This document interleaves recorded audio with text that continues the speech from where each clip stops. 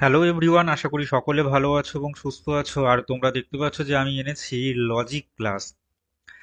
আর logic class তোমরা দেখতে পাচ্ছ যে ইওর ফিলসফি একটা প্ল্যাটফর্ম, একটা ইউটিউব চ্যানেল যেখানে তোমরা লজিক ক্লাসটা করতে পারছো। আর এটাই একমাত্র ওয়েস্ট বেঙ্গলের ফ্রি লার্নিং প্ল্যাটফর্ম। আমি প্রেজেন্টার। আর তোমাদেরকে জানিয়ে রাখি, আমি আজকে বাড়ির থেকে অনেক বাইরে, মানে অনেক দূরে কোথাও আছি, যার জন্য বেশ কিছু শব্দ, মানে যে শব্দগুলো সঠিক নয় এরকম কিছু, হয়তো গাড়ির আওয়াজ বা অন্যান্য কোনো আওয়াজ হয়তো আসতে পারে। তো যার জন্যই প্রথমেই একটা তোমাদের কাছে সরি চাইছি। আমাকে ক্ষমা করে দাও এই বিষয়ে যে একটা বাইরের আওয়াজ আসতে পারে। আর আমি ভাবতেও পারিনি যে আমি এই ভিডিওটা বানাতে পারবো। তবুও ভাবলাম যে সামনে পরীক্ষা এসে গেছে যেহেতু, তাহলে অন্তত পক্ষে ওই কিছুটুকু হলেও যদি একটু সাহায্য হয় আর কি। তো তাই জন্য ভিডিওটি বানানোর আর কি। তো চলো আমরা আজকে বিষয়টা শুরু করি, কেমন? যে বিষয়টা মধ্যে কি রয়েছে। আচ্ছা, শুরু করবার আগে আবারও তোমাদেরকে একবার ধন্যবাদ জানাই, যারা চ্যানেলটিকে সাবস্ক্রাইব করে ভিডিওটি দেখছো, যারা লাইক করছো, শেয়ার করছো বন্ধুদের সাথে, ছোট ভাই বোনদের সাথে যারা শেয়ার করছো তাদেরকে ধন্যবাদ অবশ্যই জানাই। এবং তোমাদেরকে আরও একটা কথা জানিয়ে রাখি, যারা এখনো অব্দি টেলিগ্রাম গ্রুপে জয়েন করোনি তারা কাইন্ডলি জয়েন করে যাও। এই ভিডিওর ডেসক্রিপশন বক্সে কিন্তু ইয়ে রয়েছে, তোমার চ্যানেলের লিংক রয়েছে। কাইন্ডলি সেখানে ক্লিক করে তুমি জয়েন করে যাও, তাহলে তুমি অনেক প্রশ্ন পাবে, যে প্রশ্নগুলো তুমি সলভ করতে পারবে। ওই বাইরে থেকে অনেক আওয়াজ আসছে, আমার নিজের বিরক্ত লাগছে যে আমি জানি না কিভাবে এই পার্টটা কমপ্লিট করাবো। চেষ্টা করব, কেমন? আশা রাখি যে তুমি সাথে থাকবে। আচ্ছা চলো। বিষয়টা হচ্ছে, আমি গতদিনে একটা পার্টে এসে শেষ করেছিলাম, সেখানে হচ্ছে সম্বন্ধ অনুসারে বচনকে নিরপেক্ষ এবং সাপেক্ষ এই দুটো প্রকার বলেছিলাম, বলে আমি শেষ করেছিলাম এবং বলেছিলাম যে হচ্ছে আরো অনেক প্রকার আছে, সেই প্রকারগুলো হয়তো ওই পার্টের জন্য গুরুত্বপূর্ণ নয়, কিন্তু এখন আবারও বেশ কিছু জিনিস গুরুত্বপূর্ণ রয়েছে, আরো অনেক বচনের প্রকারভেদ যাকে বলা যায়, সেই রকম আরো অনেক কিছু রয়েছে যেগুলোকে আমাদেরকে জানতে হবে, বুঝতে হবে। তো চলো, আমি জাস্ট প্রসঙ্গযুক্ত এই লাইনটাকে একবার রাখলাম, তৎপরবর্তী বিষয় আমি আলোচনা করার চেষ্টা করছি। দেখো, এরপরে যে বিষয়গুলো আসে সেটা হচ্ছে শ্রেণীগুণ। আমি না একেবারে তাদের জন্য ভিডিওটা বানাচ্ছি যারা একদম ফার্স্ট লার্নার, যে সব কিছু জানে সে তো জানেই, কিন্তু ফার্স্ট লার্নারের জন্যও আমি এটা বানাচ্ছি, যাতে পুরো বিষয়টা কমপ্লিট হয়ে যায়। দেখো, যে গুণের সাহায্যে একটি নির্দিষ্ট শ্রেণীকে অপরাপর শ্রেণী থেকে পৃথক করা হয় তাকে বলা হয় শ্রেণীগুণ। যেমন মানুষ শ্রেণীর শ্রেণীগুণ হলো বিচার বুদ্ধিত্ব। ওকে, যে মানে এই যে বিচার বুদ্ধিত্ব অর্থাৎ শ্রেণীগুণ, এই শ্রেণীগুণকেই আবার বলা হয় লক্ষণার্থ বা কোনোটেশন। ঠিক আছে? আর মানুষ মানুষ পার্টিকুলার ওই টার্মটাকে বলা হয় ডিনোটেশন বা বাচ্চার্থ। আর একটা পার্ট খুব গুরুত্বপূর্ণ, বহুবার দেখেছি এটা ছোট প্রশ্নের নানান পরীক্ষার মধ্যে দিতে আর কি, সেটা হচ্ছে পরিপূরক শ্রেণী কাকে বলে। পরিপূরক শ্রেণী মানে হচ্ছে ঠিক তার অপোজিট। ধরো, যদি আমি বলি যে হচ্ছে পাখি, তাহলে পাখি বাদ দিয়ে বাদ বাকি ও বিষয়গুলোকে আমি জানতে চাইছি। মানে আমি যদি এমন প্রশ্নটা এমনটা হয় যে পাখি শ্রেণীর বা পাখি পদের পরিপূরক শ্রেণী কি হবে, তার মানে আমি পাখিটাকে বাদ দিয়ে বাদ বাকি কিছু জানতে চাইছি। কিন্তু সিমিলারলি, যদি বলা হয় মানুষের পরিপূরক শ্রেণী কি হবে, তাহলে মানুষ বাদ দিয়ে বাদ বাকি যে সকল প্রাণী রয়েছে তাদেরকে কিন্তু আমি এখানে জানবার চেষ্টা করছি, মানুষকে নয়। ঠিক আছে? তাহলে পরিপূরক শ্রেণী মানে হচ্ছে বিরুদ্ধ বিষয়। এটা না খুব আমি অনেকগুলো প্রশ্নে আমি দেখেছি, মূলত বাচ্চাদের প্রশ্নে, বাচ্চা বলতে গেলে যারা যারা আমি ক্লাস 12 এর কথা বলছি আর কি, সেইখানে ক্ষেত্রে কিন্তু আমি এটা দেখেছি কয়েকটা জায়গায়। এবং বেশ কিছু প্রশ্ন, মানে অন্যান্য ক্ষেত্রের প্রশ্ন, অন্যান্য জায়গার প্রশ্নে কিন্তু এই পরিপূরক কথাটাও কিন্তু বেশ কয়েকবার পেয়েছি বলে ভাবলাম যে একবার রেখেই দিই। তো গুণ, এই যে গুণের কথা বলা হচ্ছে, এই গুণ অনুসারে বচন আবার দুই প্রকার, একটা হলো সদর্থক আর একটা হলো নঙর্থক। এবার দেখো, আর পরিমাণ অনুসারে বচন হচ্ছে চার প্রকার। কি কি রয়েছে? সামান্য সদর্থক যাকে এ বচন বলা হয়, সামান্য নঙর্থক যাকে ই বচন বলা হয়, বিশেষ সদর্থক যাকে আই বচন বলা হয়, বিশেষ নঙর্থক যাকে ও বচন বলা হয়। ওকে, তাহলে গুণ ও পরিমাণের ভিত্তিতে এই নিরপেক্ষ বচনগুলোকে উক্ত চার ভাগে ভাগ করা হচ্ছে। এত অবধি ক্লিয়ার? এবার তোমাদের HW বা হোমওয়ার্ক হচ্ছে তাদের জন্য বলছি, যারা ফার্স্ট লার্নার, অর্থাৎ যার মানে আমি এমন কিছু জনকেও জানি যাদের এইচএসে ছিল না। এইচএসে তাদের ফিলোসফি ছিল না, তারা গ্র্যাজুয়েশনে ফিলোসফি পড়েছে। এরকম অনেক কিছু জনকে আমি জানি। ঠিক আছে, এমনকি গ্র্যাজুয়েশনে পাসে ফিলোসফি ছিল, এবং তার উপর ভিত্তি করে সে কিন্তু বিএড করেছে, এবং হচ্ছে মাস্টার্সও করেছে ডিস্টেন্সে, এবং সেও কিন্তু ফর্ম ফিল আপ করেছে। এমনটা করা যায়, জানো তো। তো সেটাও আমি দেখেছি। তো সেই রকম লার্নারও কিন্তু রয়েছে। তাদের জন্য বলছি যে তোমরা এই যে বাক্য থেকে কিভাবে বচনে আনতে হয় বা নিয়ে যেতে হয়, তার অন্ততপক্ষে 10-11টা মতো রুলস রয়েছে। সেই রুলস অনুযায়ী কিন্তু বাক্য থেকে বচনে ট্রান্সফার কিভাবে করতে হয় খেয়াল করে দেখো, গ্র্যাজুয়েশনে পড়েছিলে, সেগুলো কিন্তু একটিবার বাড়িতে হলেও পড়ে নাও। ঠিক আছে, চলো ঠিক তার পরের জায়গাতে আমি আসছি।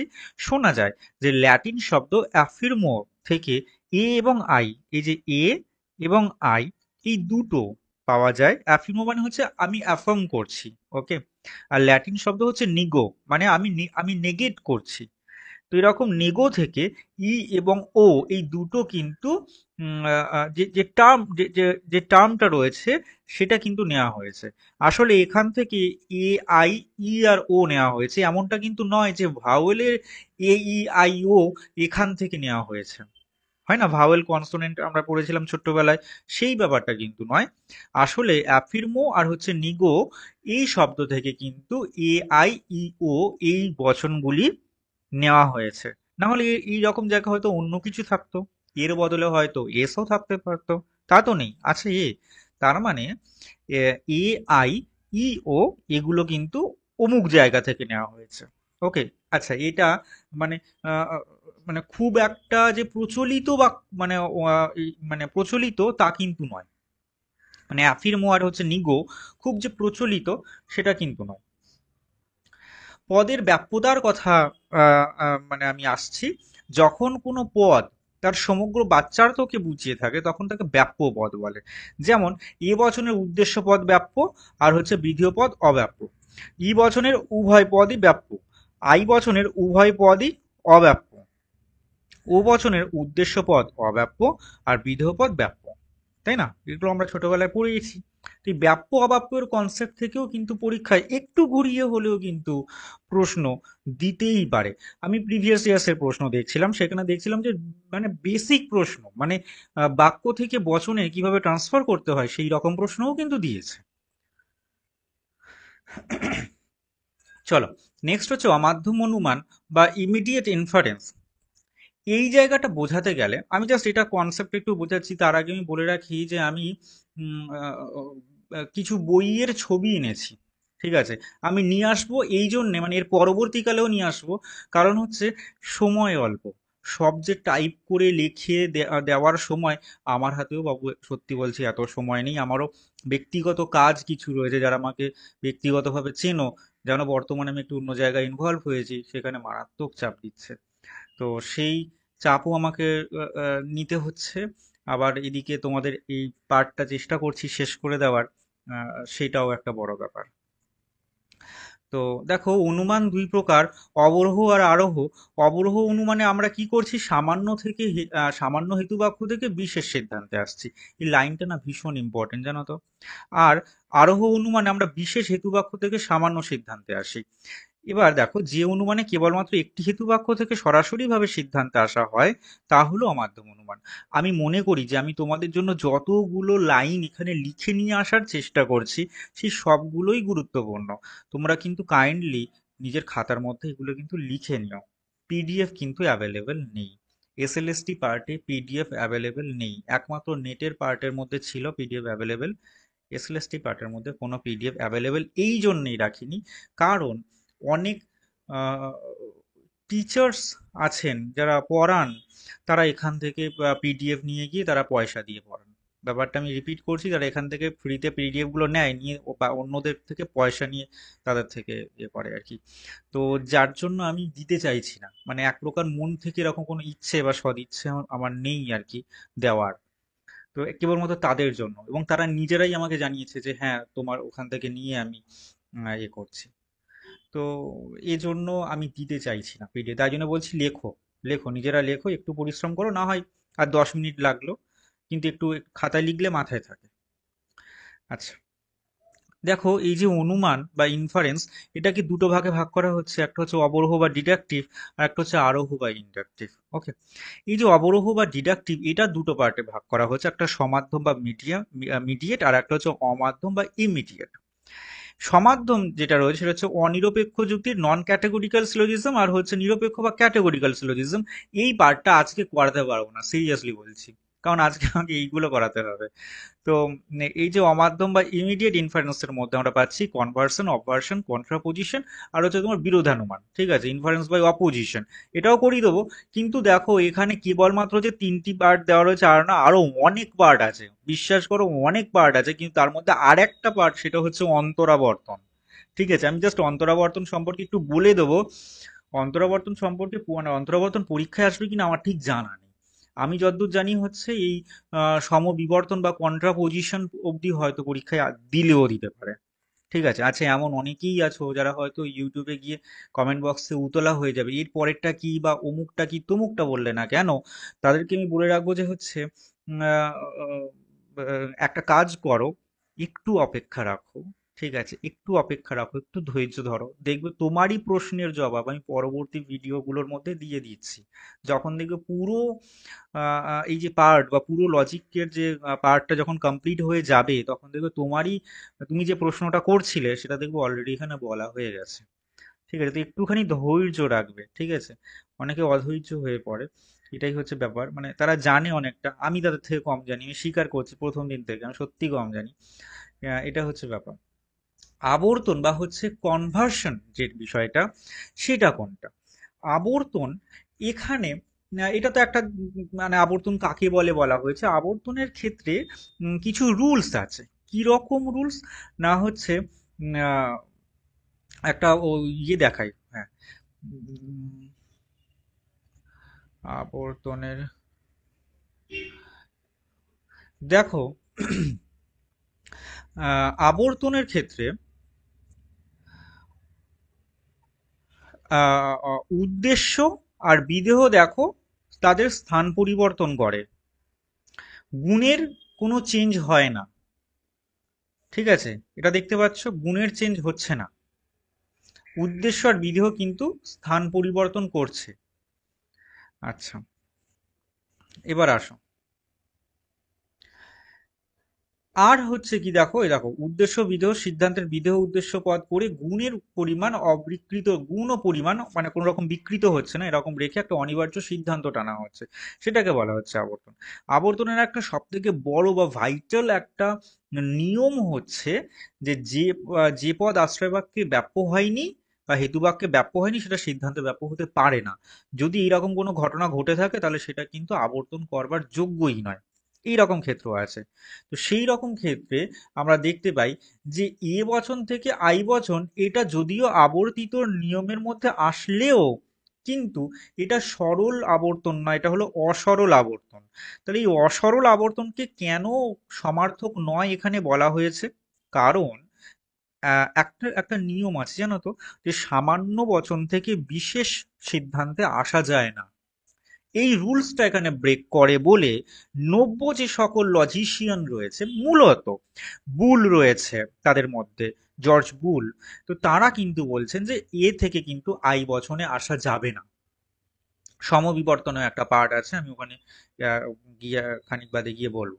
আচ্ছা, এ বচনের যে আবর্তন, সেই আবর্তন যদি সরল হয়, তাহলে 3টি ক্ষেত্রে সরল হলে ভ্যালিড হতে পারে। কি কি সেই ভ্যালিড, সেইগুলো একটু বিষয়গুলো বোঝানোর চেষ্টা করি। এক হচ্ছে সংজ্ঞা বোঝালে, ভিডিওটা একটু লেন্থি হয়ে যাচ্ছে তাই না? কারণ অন্যান্য ভিডিওগুলো আমি 5-7 মিনিটের মধ্যে কমপ্লিট করি, এটা বেশ অনেকটা লাগছে সময়, এর জন্য সরি, হ্যাঁ, অনেকটা লেন্থি হয়ে যাচ্ছে বলে।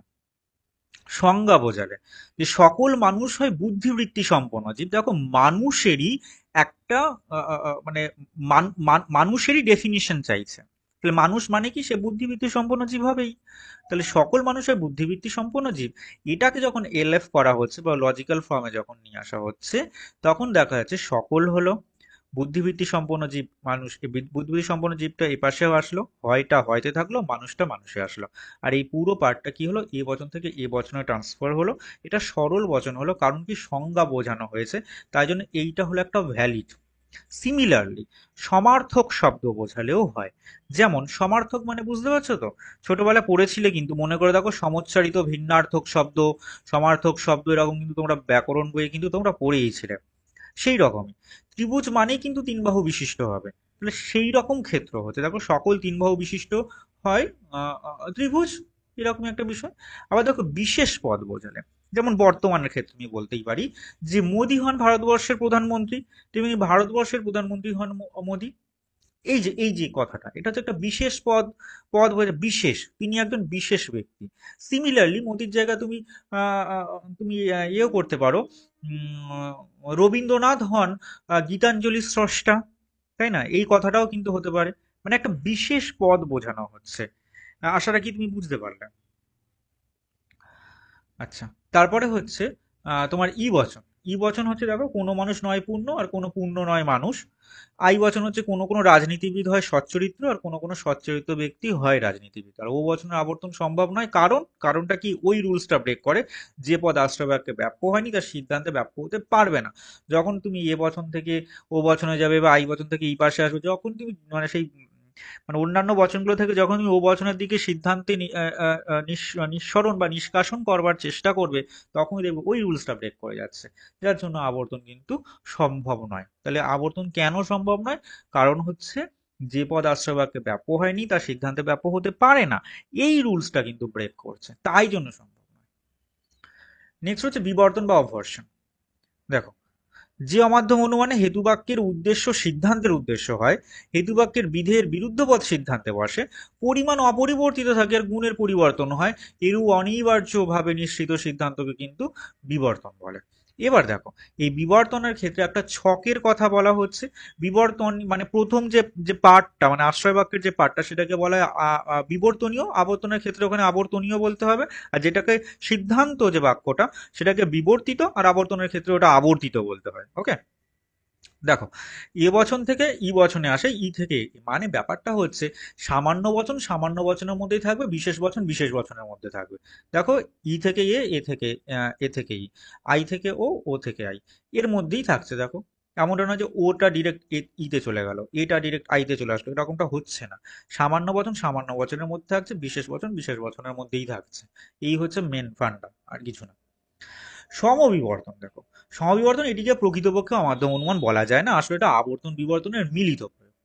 মানে আবর্তন আর বিবর্তনের মিলিত প্রয়োগ যখন হচ্ছে, দেখো কি বলেছে, সম বিবর্তন কথাটার মধ্যেই কিন্তু দুবার কিন্তু বিবর্তনের কথা আসছে। অর্থাৎ প্রথমে যে হেতুবাক্য বা যেটাকে এলএফ করে যেটাকে নিয়ে আসা হচ্ছে, বা লজিক্যাল ফর্মে বা তর্ক বিজ্ঞান সম্মত যে আকার, সেটাতে যখন নিয়ে আসা হচ্ছে, তারপরে একটা বিবর্তন করলে বা বিবর্তিত করলে, আবার তারপরে একটা আবর্তিত করলে, তারপরে আবার গিয়ে একটা বিবর্তিত করলে।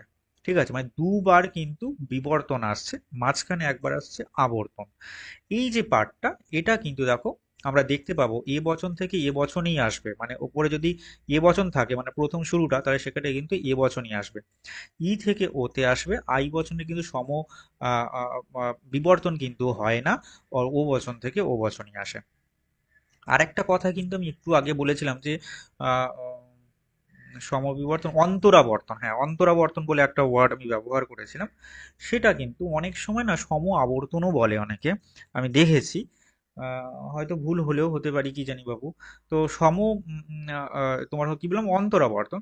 সেক্ষেত্রে আমি প্রথমে বললাম না যে হচ্ছে বিবর্তন আবর্তন বিবর্তন, এক্ষেত্রে আবার অন্য ধরনের হবে, এখানে হবে আবর্তন বিবর্তন আবর্তন, মানে দুইবার আবর্তন হবে, তাই জন্য এটা অন্তরাবর্তন। ওকে, আশাটা কি বোঝাতে পারলাম? তো এই রকম ক্ষেত্র হচ্ছে তোমার এই যে পুরো পার্টটা। পরের পার্টটা হচ্ছে বিরোধানুমান।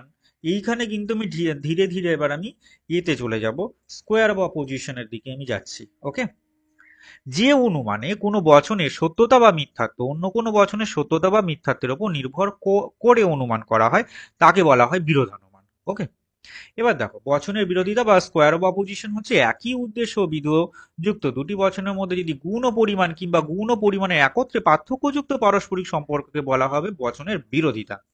এবার এই বচনের বিরোধিতা আমি বারবার করে বলছি বাবু, সত্যি বলছি, এই ছকগুলো আঁকার মতো সময় আর ধৈর্য আমার মধ্যে সত্যিই ছিল না, যার জন্য বই থেকে ছবি তুলে আমি এইভাবে সাজিয়ে নিয়েছি। ওকে, তো বচনের বিরোধিতা যেটা বলা হচ্ছে সেটা হচ্ছে উম, আহ, আহ, দেখো কি বলা হবে না, এখানে একই উদ্দেশ্য আর বিধেয় কিন্তু থাকবে, তাহলে কি হবে, গুণ পরিমাণের মধ্যে চেঞ্জ হবে বারবার করে। দেখো এখানে এ বচন আর ই বচন রয়েছে, আই বচন ও বচন রয়েছে, এ আর ই এর মধ্যে বিপরীত বিরোধিতা সম্বন্ধ হয়, আই আর ও এর মধ্যে অধীন বিপরীত হয়, ই আর ও এর মধ্যে কি হয়, অসম। সিমিলারলি এ আর আই এর মধ্যে অসম বিরোধিতা হয়, এ থেকে ও তে আসলে বিরুদ্ধ বিরোধিতা হয়, ই থেকে আই তে আসলে বিরুদ্ধ বিরোধিতা হয়। এই হচ্ছে মেন ফান্ডা। ঠিক আছে, এবার এদের মধ্যে কি হয় না হচ্ছে উদ্দেশ্য বিধেয় একই থাকবে। খেয়াল করে দেখো, এ বচন তো সদর্থক বচন আর ই বচন তো নঙর্থক বচন, তার মানে কি এখানে যদি বলে সকল আম, সকল মানুষ হয় মরণশীল, তাহলে ই বচনে হবে যে কোনো মানুষ নয় মরণশীল, এরকম একটা ওয়ার্ড, তাই না? তাহলে যদি এ থেকে ইতে এইরকম ভাবে একটা ডিরাইভ করি, তাহলে খেয়াল করে দেখো হয় আর নয়ের মধ্যে পার্থক্য হচ্ছে, বাকিগুলোর ক্ষেত্রেও তাই কিন্তু। কোথাও দেখবে পরিমাণে চেঞ্জ হচ্ছে, কোথাও কোথাও দেখবে হচ্ছে তোমার গুণের চেঞ্জ হচ্ছে। এই হচ্ছে মেন বিষয়। এই ছকটাকে কিন্তু মনে রেখো যারা ফার্স্ট লার্নার, বাদ বাকি সকলেরই মনে আছে। আচ্ছা, মনে করা হয় যে অ্যারিস্টটল নাকি এই চার প্রকার বিরোধিতার জনক। ঠিক আছে, কিন্তু উনি জনক যদিও এটা মনে করা হলেও, এবার যদি বলা হয় পরীক্ষার প্রশ্ন কিরকম আসবে সেটা নিয়ে আমার বক্তব্য, বইতে বা অন্য কোথায় কি মানে কি লেখা আছে আমার কিছুটি যায় আসে না। ধরে নাও যে হচ্ছে যদি এরকমটাই আসলো যে উম, অ্যারিস্টটল কটি প্রকার বিরোধিতা স্বীকার করছেন, তাহলে কিন্তু উনি মানে বিরুদ্ধ বিরোধিতাকে স্বীকার করছেন আর বিপরীত বিরোধিতাকে স্বীকার করছেন। ওকে, আমি রিপিট করছি আমার সেন্টেন্সটাকে, বিরুদ্ধ বিরোধিতাকে স্বীকার করছেন আর বিপরীত বিরোধিতাকে স্বীকার করছেন অ্যারিস্টটল। হতে পারে উনি এই সবটার জনক, মানে সেটা মানে আমার কাছে কত মানে ভ্যালিড অতটা পরিমাণে নয় বলেই মনে হয়, কিন্তু উনি স্বীকার করছেন, মানে উনি যে স্বীকার করছেন তার সপক্ষে যুক্তি দিচ্ছেন, সেটা হচ্ছে বিরুদ্ধ বিরোধিতাকে উনি স্বীকার করছেন আর বিপরীত বিরোধিতাকে উনি স্বীকার করছেন। এবার এই নব্য বলতে গেলে কাদের বোঝাবো, নব্য বলতে গেলে তাদেরকেই বোঝাবো যারা নব্য। আমি গতদিনকে বলেছিলাম, যেমন হচ্ছে জর্জ বুল।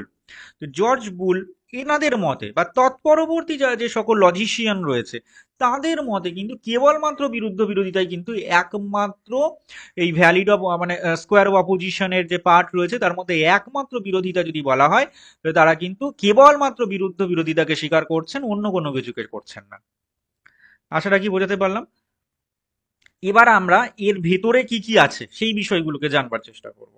দেখো, বিপরীত বিরোধিতা বা যাকে বলা হচ্ছে কন্ট্রারি অপোজিশন, সেটা বলা হচ্ছে দুটো সামান্য বচনের মধ্যে কোনো কেবলমাত্র গুণের পার্থক্য থাকে। এবার এই লাইনটা খুব গুরুত্বপূর্ণ, যে দেখো দুটি বিপরীত বিরোধী বচন কখনোই একসাথে সত্য হতে পারে না।